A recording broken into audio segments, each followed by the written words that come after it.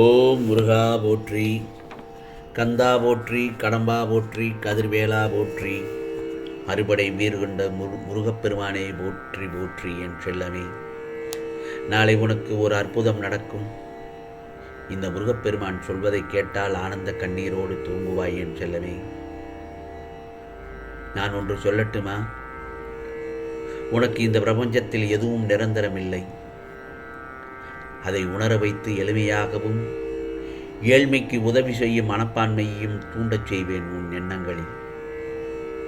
அதே போலத்தான் ஏட்டுச் சுரக்காய் கறிக்கு உதவாது என்பதை உணர வைத்து நீதி மாறாமல் வாழ வைப்பேன் உன்னை.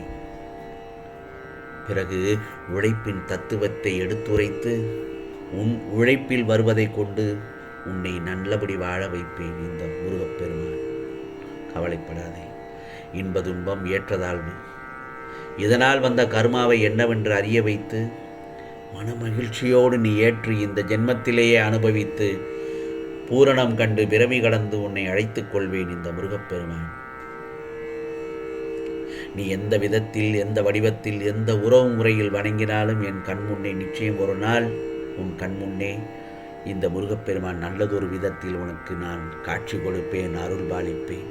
முருகா முருகா என்று என்னிடம் சரணாகதி அடைந்தவனை இப்பிறவியில் புண்ணியங்களை செய்ய வைத்து பாவங்களை கரைத்து புண்ணிய லோகத்தில் அமர வைப்பேன். முருகா முருகா என்று என்னை நம்பிக்கையோடு வணங்கி வருபவனை என்றும் நான் கைவிட மாட்டேன். யாம் இருக்க பயமே. நீ சந்திக்கும் தோல்விகளே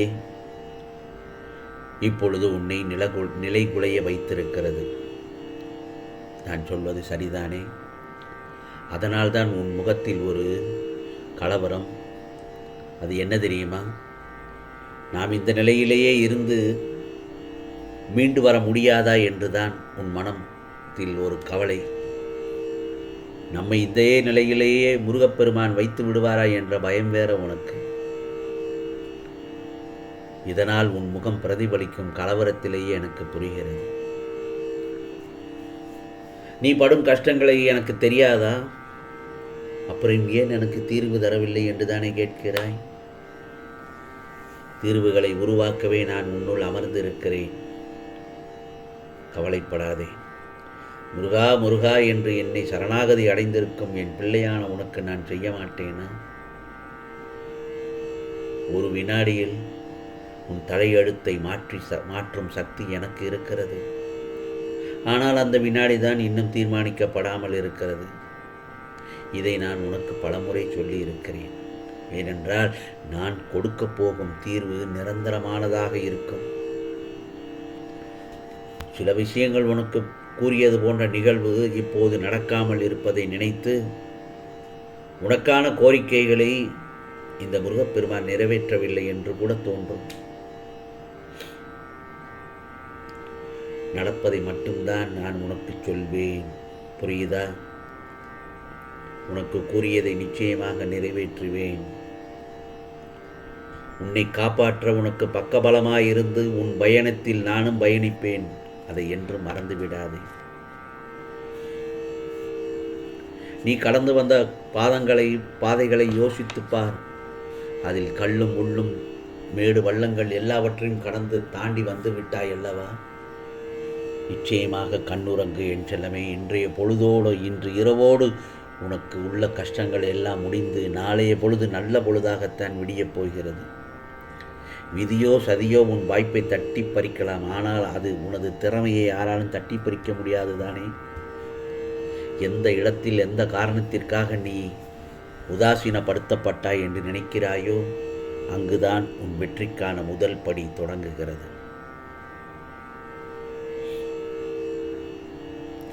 இந்த பிரபஞ்சத்தில் எதிர்பார்க்கும் வாழ்க்கை யாருக்கும் கிடைப்பதில்லை. எதிர்பார்ப்பை விட எதிர்கொள்வதை கற்றுக்கொள்.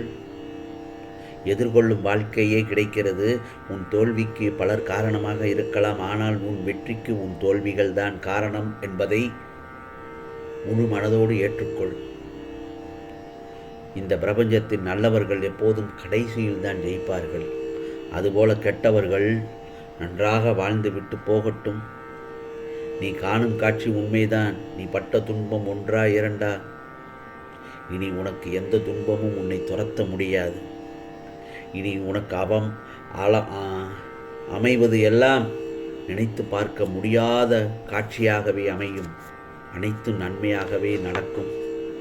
உன்னை கசக்கி தூர எரிபவர்கள் மத்தியில் உன்னை பார்த்து எல்லோரும் வியக்கும் வண்ணம் நான் செய்யப் போகிறேன். நிச்சயமாக உன் திறமை, உன் கை வளர்ச்சி ஓங்கி நிற்கப் போகிறது. பிறகு பார், உன்னை தேடி சிலர் உன்னிடமே அறிமுகப்படுத்திக் கொள்வார்கள். நோய்களில் இருந்தும் கடன் சுமைகளில் இருந்தும் நல்லதொரு நிவாரணம் கிடைக்கும்.